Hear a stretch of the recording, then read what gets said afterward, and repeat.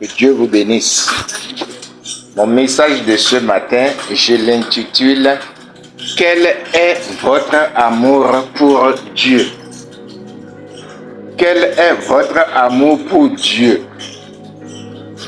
Et je vous salue par ce message, par cette parole de Frère Branham que je lis à la page 10, paragraphe 34, dans la brochure Les événements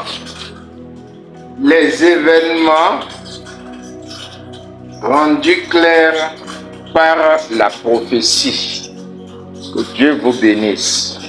Alléluia. Mon message de ce matin, comme je vous l'ai dit, je l'intitule « Quel est votre amour pour Dieu ?» C'est de ça qu'il s'agit. Quel est votre amour pour Dieu? Autant de troubles, qu'est-ce que nous remarquons? Autant de troubles comme le moment dans lequel nous sommes, tout le monde se tourne vers Dieu. Et j'aime ça. Parce que Dieu est bon. Lorsque vous êtes dans la pauvreté, vous devenez un parfait adorateur. Lorsque la maladie est là, vous devenez un parfait adorateur. Lorsque le temps des examens s'approche, vous devenez un parfait adorateur. Lorsque vous désirez du travail, vous devenez un parfait adorateur. Et vous aimez Dieu aux yeux de tout le monde. Mais la Bible déclare que Dieu sonde les cœurs et les reins. Quel sera ton comportement pendant que tout ira très bien? Tu as le travail, tu as un bon mari, tu as une bonne femme, tu as un bon salaire et tout va bien, il y a la santé dans ta maison. Quel est ton état d'esprit en ce moment-là par rapport à Dieu? Quel est ton amour pour Dieu? Mes amis, il est très bien, voire parfaitement bien, de crier à Dieu dans les moments difficiles, pendant les moments difficiles.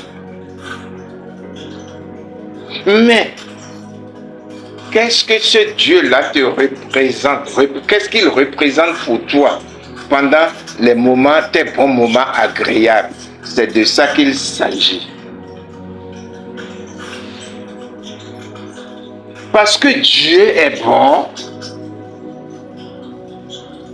tout le monde s'intéresse à lui au temps de la détresse.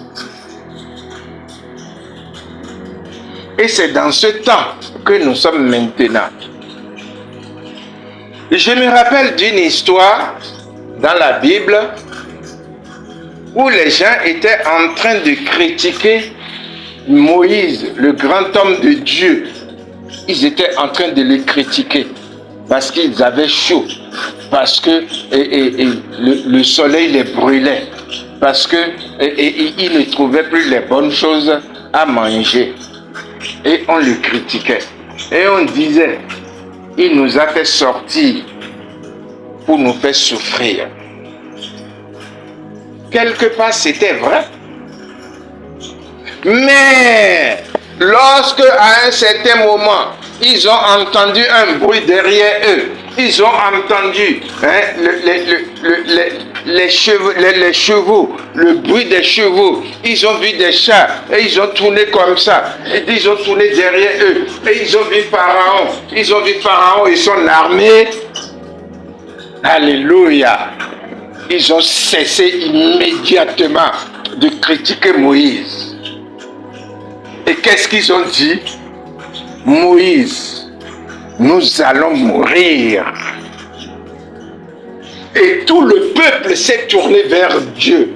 Parce que maintenant, voilà là où se trouve le salut. C'est lui maintenant qui va sauver. Il ne s'agit plus de la nourriture qui manque. Il s'agit de la vie. Alléluia. Mais Dieu, sachant qu'ils étaient des ignorants, comme aujourd'hui, le peuple qui est par ici, c'est un peuple ignorant, Dieu n'a pas considéré ça. Mais il s'est adressé à son homme. Alléluia. La Bible dit, Dieu ne fait rien sans avoir le dit premièrement à ses serviteurs, les prophètes. Et Dieu dit, Moïse, quels sont ces cris? Et dans les brochures, Frère Branham nous dit que chacun a quelque chose à faire. Et Dieu a donné l'ordre à Moïse, tu fais ceci. Le peuple, tu fais ça, que le peuple marche. Fini les critiques. Et moi, Dieu, voilà ce que je fais. Et lorsque chacun d'eux était à sa place, à respecter sa place, alléluia, la gloire de Dieu a éclaté. Et Hébreux 13:8 dit qu'il est le même hier, aujourd'hui, éternellement. S'il les avait sauvés à l'époque contre Pharaon et son armée, il nous sauvera encore maintenant. Ça fait 5 fois, je compte très bien, hein? Ça fait 5 dimanches. À chaque fois qu'on quitte, on dit Seigneur, permets que le dimanche prochain, nous revenons encore t'adorer. On l'a dit dimanche passé et nous sommes encore là. Que le nom de Dieu soit béni. Que chacun fasse ce qu'il veut faire. Que les gens préparent les guerres. Que les gens financent les guerres. Et que nous continuons pas à prier notre Dieu. On verra à la fin de quel côté sera la victoire finale. Maintenant, mon frère, ma soeur, je te demande ce que tu penses de ce Dieu. Nous avions choisi 3 petits tests pour prouver que Dieu nous aime. Pour démontrer comment Dieu nous aime. Et dans Jérémie 31:3, il dit, ça c'est l'Éternel qui parle. De loin, l'Éternel se montre à moi. Figurez-vous que c'est lui qui se montre. Ce n'est pas toi qui as levé la tête et tu l'as vu. C'est lui qui veut que tu le vois. De loin, l'Éternel se montre à moi. Écoutez le message qu'il donne. Je t'aime d'un amour éternel. C'est pourquoi je te conserve ma bonté.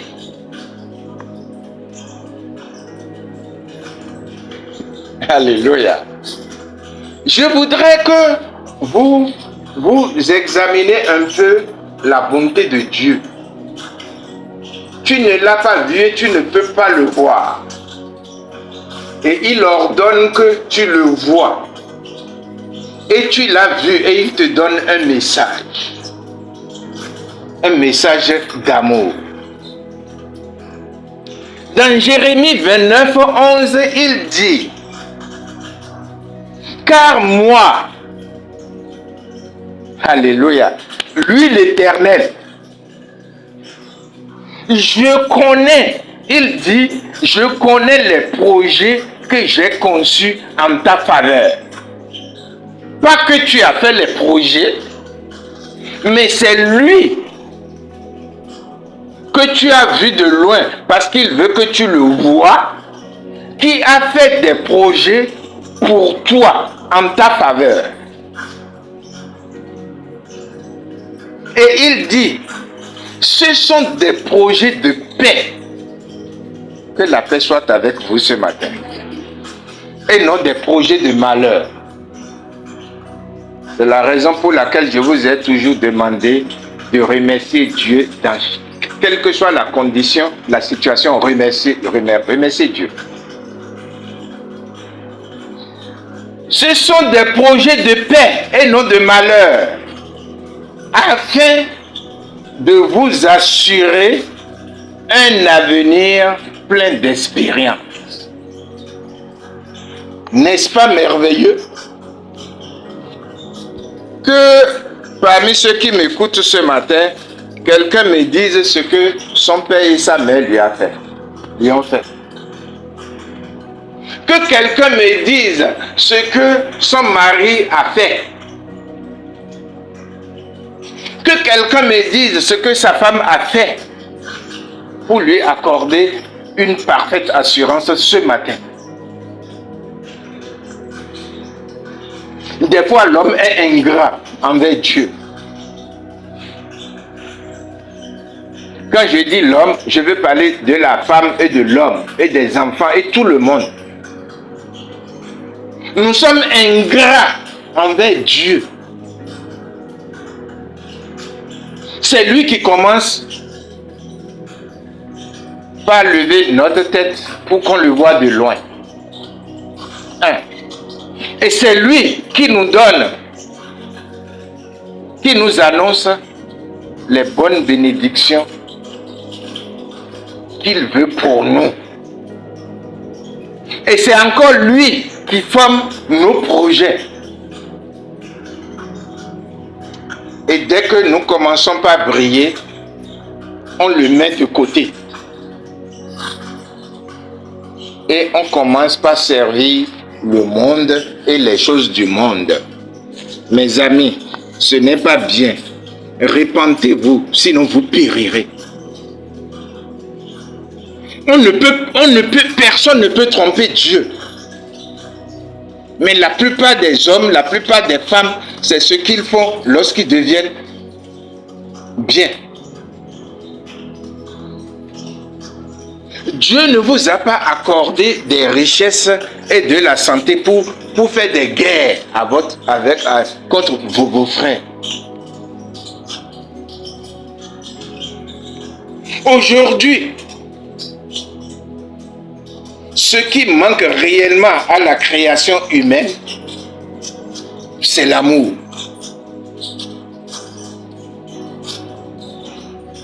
On a beau créer des églises,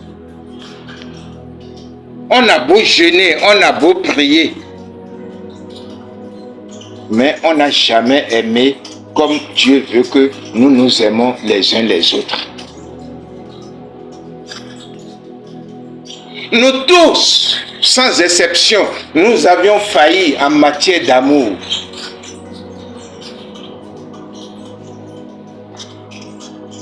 Tout ce que nous savons faire très bien, l'un contre l'autre, c'est de placer les peaux de banane.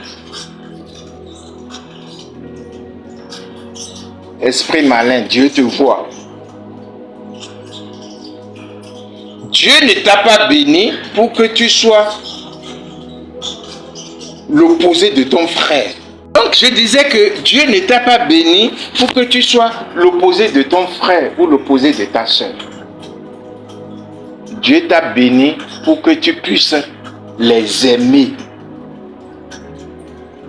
Les aimer. Les aimer. Vous voyez, Donc toi, tu dois avoir honte. Tu dois avoir honte de ta position ce matin. Tu dois avoir honte parce que Dieu t'a mis dans son plan et tu essaies de sortir de ce plan. Le plan de Dieu ce matin est que toi tu sois son alléluia, son témoin oculaire en matière d'amour. Celui qui aime son frère aime Dieu. Et dans Romains 8, 7 à 39, la parole de Dieu dit: mais dans tout cela, nous sommes bien plus que vainqueurs par celui qui nous a aimés. Oui, j'ai absolument la certitude. Ni la mort, ni la vie, ni les anges, ni les dominations, ni le présent, ni l'avenir, ni les puissances, ce qui est en haut, ni ce qui est en haut, ni ce qui est en bas, ni aucune autre nature, rien ne pourra nous arracher à l'amour de Dieu, à l'amour de Dieu que Dieu nous a témoigné en Jésus-Christ. Alléluia. À l'amour de Dieu que Dieu nous a témoigné en Jésus-Christ. Et comment a-t-il témoigné cet amour pour toi et pour moi? Jean 3,16 dit qu'à Dieu a tant aimé le monde qu'il a donné son Fils unique afin que, alléluia, afin que tu sois malheureux, non. Afin qu'on rie de toi, non. Afin que tu souffres des guerres, non.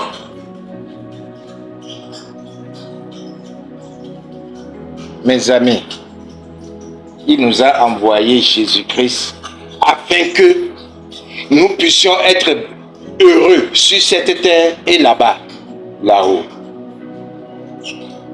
Vous voyez? Maintenant, comment à notre tour nous l'aimons? Chacun me dira certainement comment il aime Dieu et il me cite les actes qu'il a posés. Très bien, j'aime ça. Et je l'apprécie. Cependant, Dieu lui-même nous demande de l'aimer de cette façon.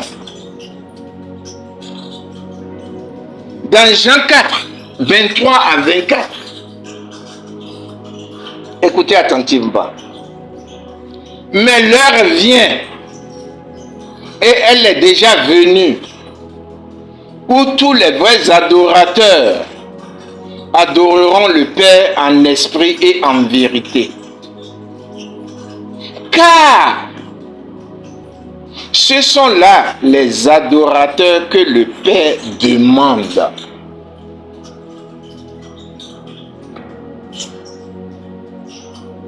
Au verset 24, il dit: Dieu est esprit. Et il faut que ceux qui l'adorent en esprit et en vérité.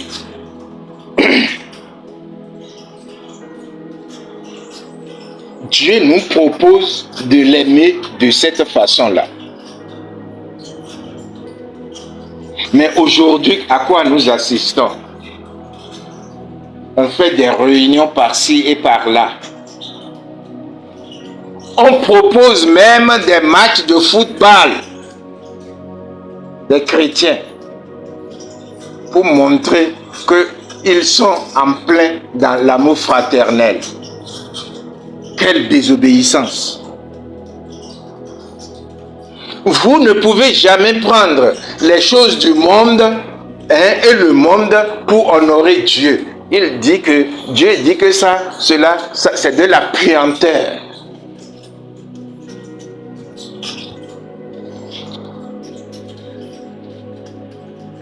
La vérité, la vraie vérité se trouve dans Jean 4, verset 23 à 24. Mais l'heure vient, et elle est déjà venue, où les vrais adorateurs adoreront le Père en esprit et en vérité. Car ce sont là les adorateurs que le Père demande. Dieu est esprit. Et il faut que ceux qui l'adorent en esprit et en vérité. Maintenant, je me demande comment les pasteurs qui se passent pour les absolus dans leur église feront. Voilà l'absolu. Voilà votre absolu au verset 24. Voilà la vérité. Voilà la vérité de la parole. Voilà comment vous devez manifester Dieu, lui manifester votre amour. Il ne s'agit pas de l'aimer comme chacun l'entend l'aimer, mais il s'agit de l'aimer comme lui, il vous propose de l'aimer. Il ne s'agit pas de l'aimer de votre façon à vous, mais il s'agit de l'aimer de sa façon à lui. Et c'est pourquoi beaucoup de personnes, soi-disant adorateurs, se sont trompés sur toute la ligne, à commencer par l'enseignement qu'ils reçoivent. C'est pourquoi beaucoup de pasteurs ont peur de prêcher la vérité sur l'habillement de la femme et sur le comportement de la femme dans son foyer. Et beaucoup d'autres choses. Voilà pourquoi l'esprit malin a amené dans ce monde l'égalité entre l'homme et la femme. Voilà pourquoi l'esprit malin a amené dans ce monde l'émancipation. Et quand on parle de l'émancipation, moi je dis que c'est une dépravation.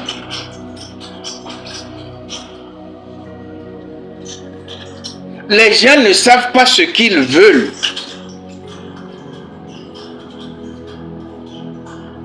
Tout leur programme est basé sur aller atterrir à l'enfer. Et tout le programme que Dieu a fait sur vous, c'est que vous atterrissez au paradis. C'est pourquoi Jésus a dit, je m'en vais préparer une place à chacun de vous.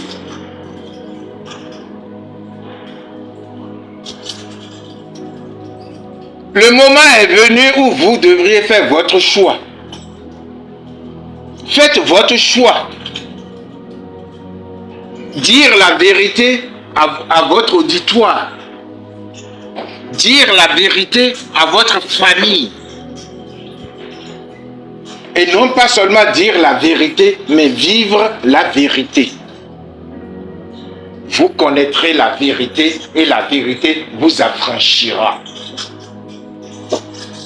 C'est la vie que vous vivez qui vous affranchit du péché. Alléluia.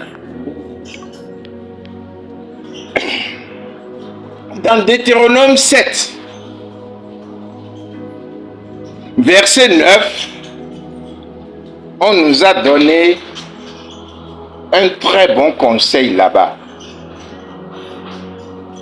La parole de Dieu dit, reconnais donc que l'Éternel est ton Dieu. Et il est le seul vrai Dieu. Un Dieu fidèle à son alliance. En témoignant de l'amour pour 1000 générations envers ceux qui l'aiment et qui obéissent à ses commandements. C'est un conseil qu'on te donne. Toi qui penses être intelligent ce matin, mais voilà le conseil que Deutéronome 7:9 te donne. Dans Jean 13, 34 à 35, la parole de Dieu dit: je vous donne un commandement nouveau. Pourquoi c'est nouveau? Parce que l'homme n'a jamais arrêté ça comme commandement. Je vous donne un commandement nouveau, a dit Jésus-Christ. Aimez-vous les uns les autres. Oui, comme je vous ai aimé, aimez-vous les uns les autres. À ceci, tous reconnaîtront que vous êtes mes disciples. À l'amour que vous aurez les uns pour les autres.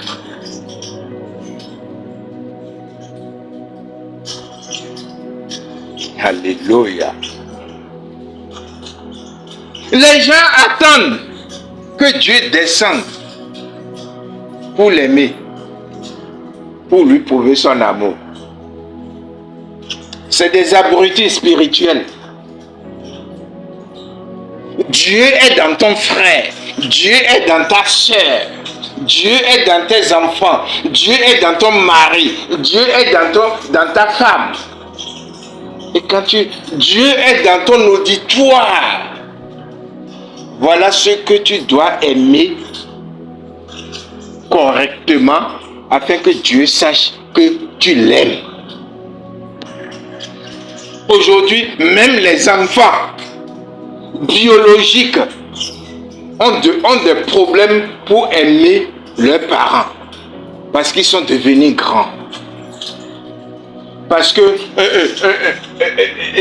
chose là, parce que un politicien, afin d'avoir chose là, et comment des gens pour voter pour lui, il a amené l'âge majeur à 18 ans. Et les gens prennent ça. Oui, j'ai 18 ans. Tu as 18 ans. Tu as 18 ans.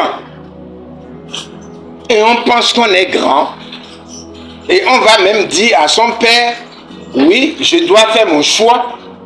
Laisse-moi faire mon choix. Voilà les choses que le diable a mis dans notre famille. Il a semé dans nos enfants. Papa ne représente plus rien parce qu'on a 18 ans. Maman ne représente plus rien parce qu'on a 18 ans. Et dans certains pays de bassesse, l'enfant est même autorisé à aller et convoquer ses parents. Quelle abomination! Que Dieu ait pitié d'eux. La Bible dit, enfant, honore ton père et ta mère afin que tes jours soient plus longs. C'est-à-dire que quand tu honores ton père et ta mère, alléluia, la longévité là, tu n'as plus besoin de prier pour ça.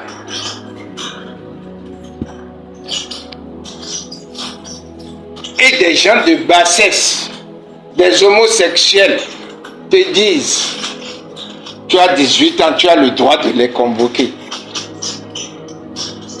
Vous ne voyez pas que c'est une malédiction?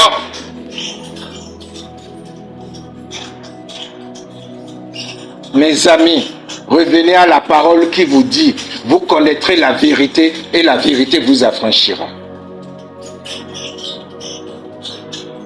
Vous n'aviez pas encore péché, mais devant Dieu, vous êtes déjà maudit. Que Dieu ait pitié. Que Dieu ait pitié.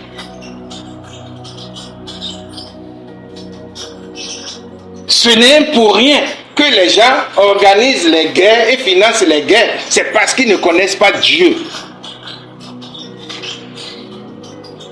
À la place de leur cœur, il y a des briques. Il y a des cailloux.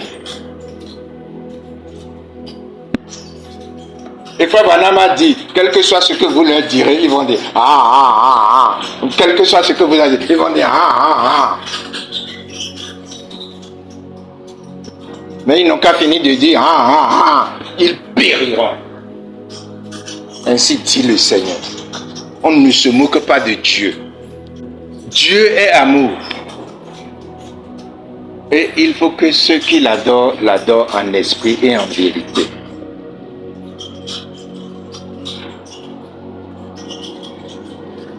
Dans Jean 13,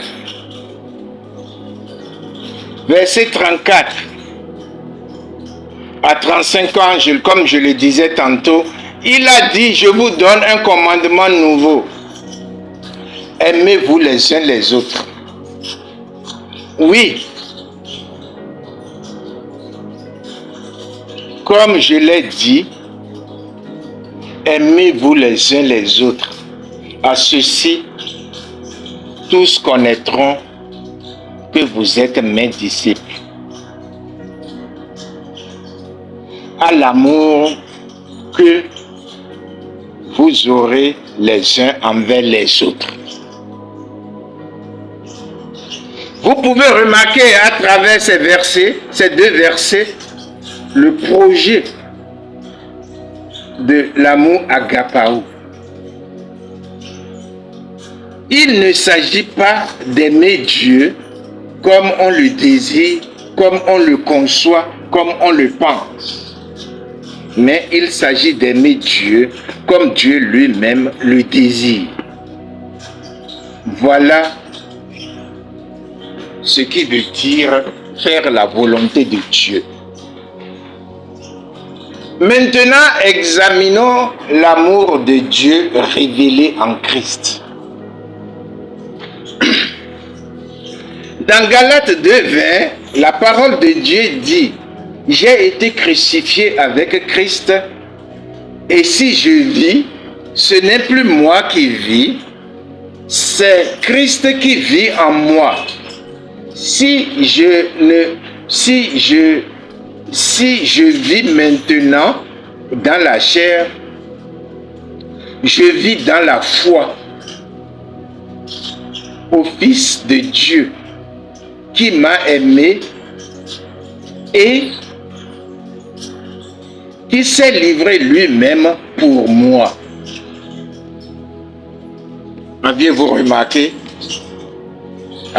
remarqué comment Paul vit l'amour de Dieu? En fait, aimer Dieu, c'est toute une vie. C'est la manifestation de toute une vie en Jésus-Christ. Jusqu'à ce qu'il revienne ou jusqu'à ce que vous finissez votre pèlerinage sur cette terre. C'est ça, aimer Dieu. Beaucoup de gens se trompent en inventant des choses, en inventant des comportements, en improvisant des jeûnes. Ce n'est pas une histoire de jeûne, c'est une histoire d'obéissance à sa parole. Le jeûne est très bon, mais l'obéissance doit suivre le jeûne. L'obéissance à sa parole doit suivre vos prières. Dans Romains 5:8, la parole de Dieu dit, « Mais Dieu prouve son amour envers nous, en ce que lorsque nous étions encore pécheurs, Christ est mort pour nous. » Alléluia. Maintenant, je rentre dans le vif d'un sujet que j'ai vécu partout, un peu partout. là où on m'a invité, surtout dans les capitales. Je reprends. Alléluia. Romains 5:8.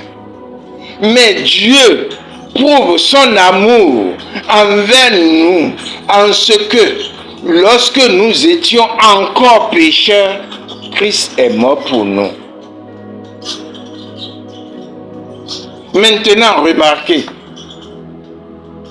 Christ étant mort pour nous,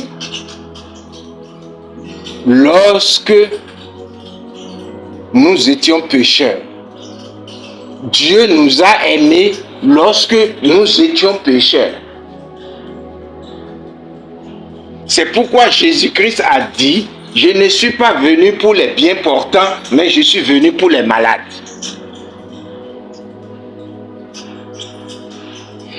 Dieu ne nous a pas aimés lorsque nous sommes devenus saints. Non et non.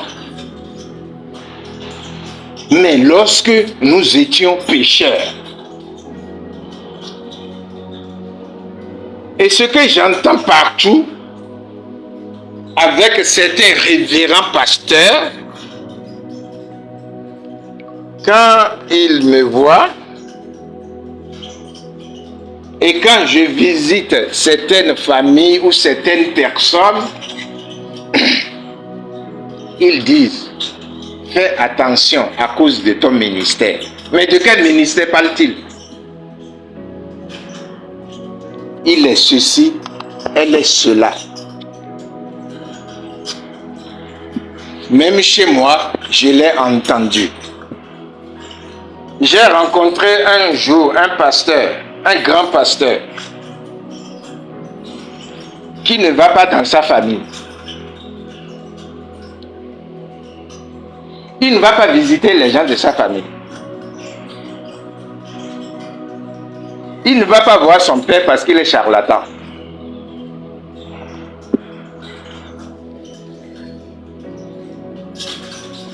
Mais ce jour-là, par la grâce de Dieu, j'ai eu l'honneur et l'avantage de prêcher 3 fois chez lui, dans son assemblée. Et je lui ai prouvé par la parole de Dieu, c'est quoi aimer Dieu, c'est quoi connaître Dieu.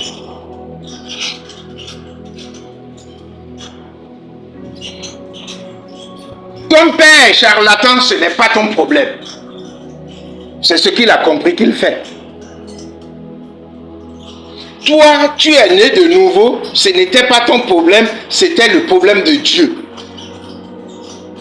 Et Dieu a permis que tu naisses de nouveau pour que tu puisses parler à ton père. Qu'il soit charlatan ou qu'il soit fou, il reste et il demeure ton père biologique. Tu ne dois pas avoir honte de lui.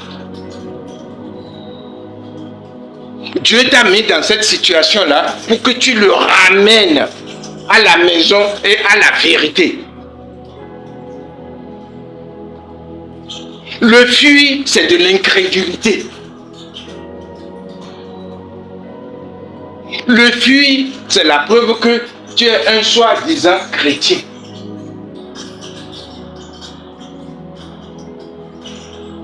Dieu a permis que tu le connaisses et que tu saches la vérité pour que à ton tour, tu visites tes parents, tes enfants, tes frères, tes soeurs, ton papa, ta maman, qui sont des chrétiens limitrophes ou qui ne le sont pas du tout.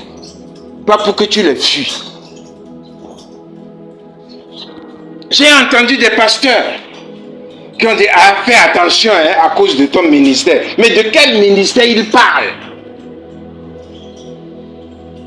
Mon ministère n'est pas un ministère du diable. Mon ministère, c'est le ministère de Dieu. Et je sais Dieu dans mon ministère. Et Dieu m'a placé ici pour aller vers ceux-là. Votre ministère, c'est d'aller vers les frères, les sœurs, les enfants, les parents pécheurs. Tous ceux-là qui ne connaissent pas Dieu, c'est d'aller vers eux pour leur dire qu'il y a un bon monsieur qui est passé sur cette terre. qu'on appelle Jésus-Christ. Et il est mort pour vous. Et actuellement, il est auprès de Dieu, là-bas, en tant que votre avocat. Un avocat, que son client soit assassin, que son client soit prostitué, le jour du jugement, il est à côté de son client. J'ai entendu. Un avocat ne suit pas son client.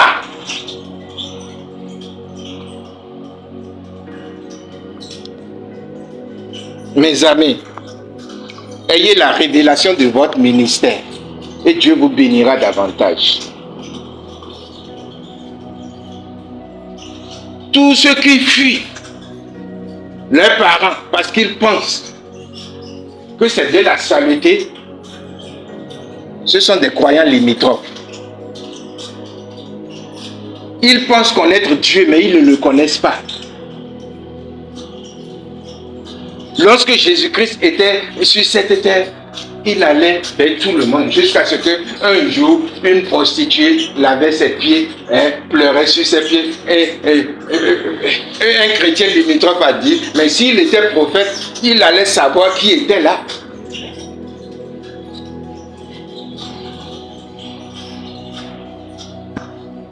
La prostituée a reconnu Christ et c'est qui est là.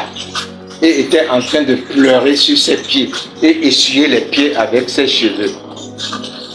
Et le soi-disant croyant était là-bas et il juge. Miséricorde.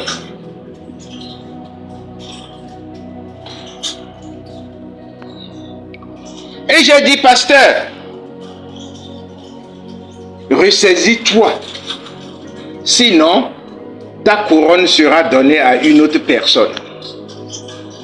Va voir papa. Assois-toi, mange avec lui. Et pendant que vous mangez, parle-lui de Jésus-Christ. Parle-lui qu'il y a une vie meilleure. Tu n'as pas à t'éloigner de lui. Quelle honte. Un pasteur qui a honte de ses parents. Mais lorsque Dieu t'avait choisi, toi tu étais saint. Ayez la révélation spirituelle. Avoir la révélation spirituelle, c'est avoir la révélation céleste. Mais l'autre révélation, c'est une révélation terrestre. Et c'est cette révélation-là que beaucoup embrassent maintenant et ils pensent qu'ils connaissent Dieu. Mes amis, je sais que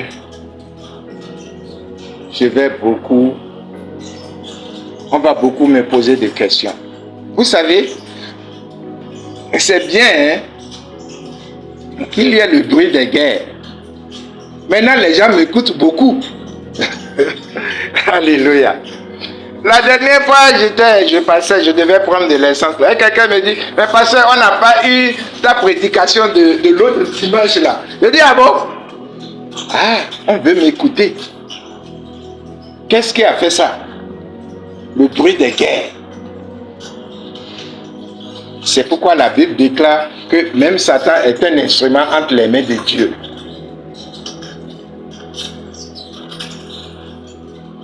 Je m'en vais. Pasteur, tu pries pour nous? Tu pries pour le pays? Oh, je dis non. Tu sais, un peu, je mets souvent de l'ironie dedans. Ce dimanche, j'ai oublié. Alléluia. Comment ça? Comment tu peux oublier? D'ailleurs, même, tu dois le rappeler à ton frère là. Il prêchait chez toi. Il est toujours là. Il est vers la francophonie là. Mais il faut qu'ils tous n'ont qu'à prier. Je dis, ah bon? Ok. Ils n'ont qu'à prier pour ce pays. Ah. Maintenant, on sait que lorsque les chrétiens prient, Dieu entend. Et je disais à quelqu'un la dernière fois, subitement, au Niger, tout le monde est devenu chrétien. Priez! Pasteur, Dieu a dit de prier. Prie pour les uns pour les autres. Ah bon? Mes amis, ce n'est seulement pas autant difficile, dans les moments difficiles, que vous devez prier, que vous devez être sincère avec Dieu. Mais tout au long de votre vie, soyez sincère avec Dieu. Aimez-le de tout votre cœur, de tout votre être. Priez-le. Priez avec votre famille. Demandez-lui. Il donne sans mesure. Il est Dieu.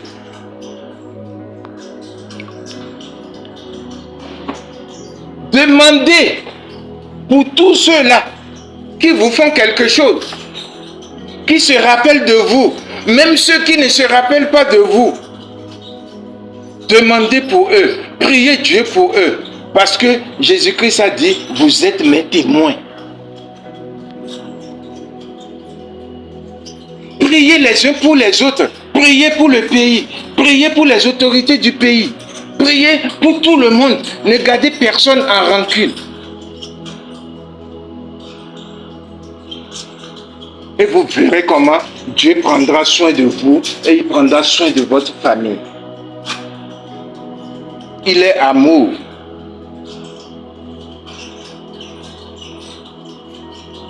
Mes amis, que ce qui se passe en ce moment vous donne du zèle pour l'éternité. Que cela vous donne du zèle pour l'éternité. Ne faites pas ça après seulement, oh, c'est ça qu'ils ont fait. C'est ça que le peuple de Dieu a fait en Israël. Après la traversée de la mer, après que Dieu les a défendus contre Pharaon et son armée, de l'autre côté, ils ont commencé par murmurer contre Moïse. Ce n'est pas bien. Ce n'est pas bien. Il est Dieu. Dans chaque situation que vous vivez, il est Dieu. Et il contrôle cette situation pour votre bonheur.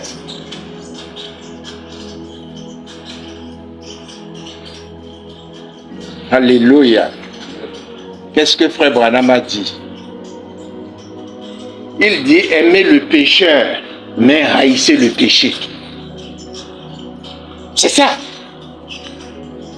Et sans citer Frère Branham le jour là, j'ai dit du haut de la chair que ce pasteur m'a donné, parce que j'ai prêché 3 fois chez lui, j'ai dit, ce que vous avez à faire, pasteur, ce que tu as à faire, mon auditoire, ce que vous avez à faire, c'est aimer le pécheur et haïsser le péché. Allez vers le pécheur et dites-lui qu'il y a une bonne vie qui a été préparée quelque part, où les pluies de bénédiction descendent, même sans qu'on ne prie. Lorsque Abraham, le patriarche Abraham sortait, alléluia, j'ai remarqué, lisez votre Bible, il n'a pas fait, il n'a pas jeûné, il n'a pas prié, mais il a pris juste à son cou un témoignage. Et le témoignage dit, et il dit, tout ce que je sais, il a dit au roi, mais en Égypte, tout ce que je sais, mon Dieu a dit, béni soit celui qui te bénit, maudit soit celui qui te maudit. Abraham est sorti avec une seule promesse, et c'est fini. Et aujourd'hui, nous avons une multitude de promesses, parce que nous sommes ses petits-enfants.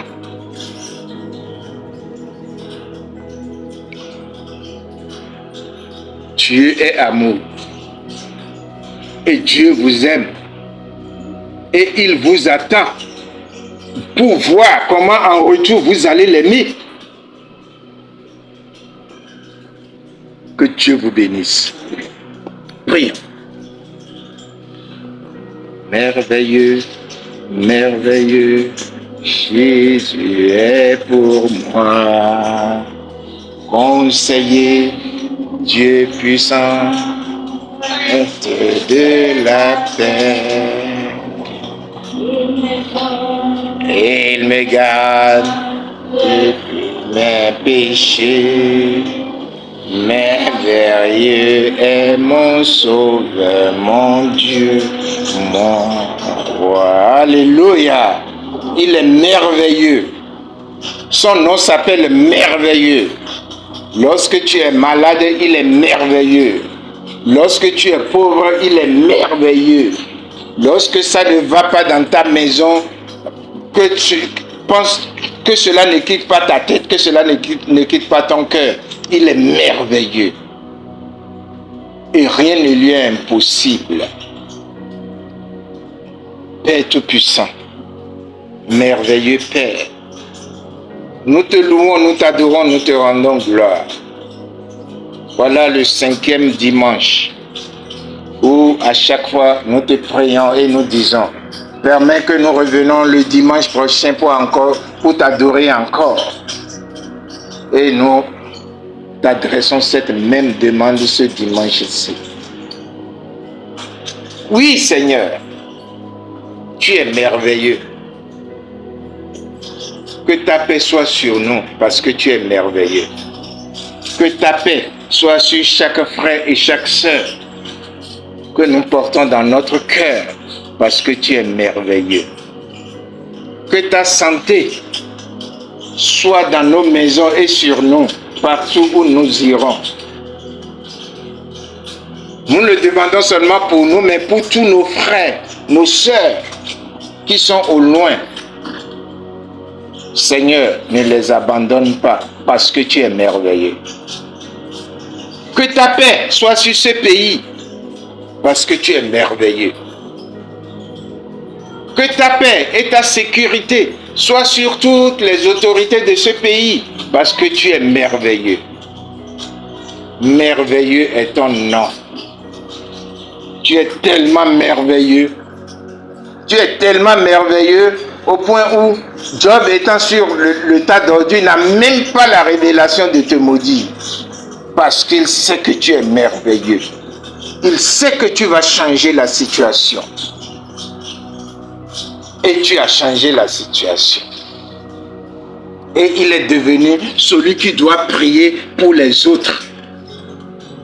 Merci Seigneur. Nous tous ce matin, nous reconnaissons que tu es merveilleux. Et continue d'être merveilleux pour tout un chacun de nous. Ne regarde pas nos péchés. D'ailleurs, même tous nos péchés ont été jetés dans la mer de l'oubli. Et le précieux sang de notre Seigneur Sauveur Jésus-Christ nous a lavés. Et aujourd'hui, nous ne sommes plus des pécheurs, mais nous sommes des saints. Des saints. Merci Seigneur.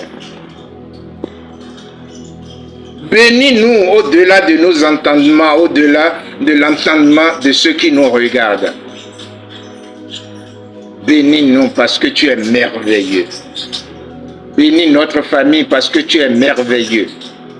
Bénis notre pays parce que tu es merveilleux.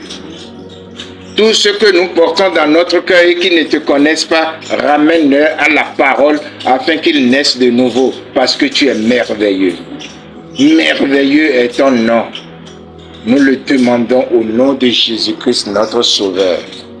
Amen. Je vous exhorte à garder dans votre tête que Dieu est merveilleux. Et d'abord, il est merveilleux pour vous et pour votre maison.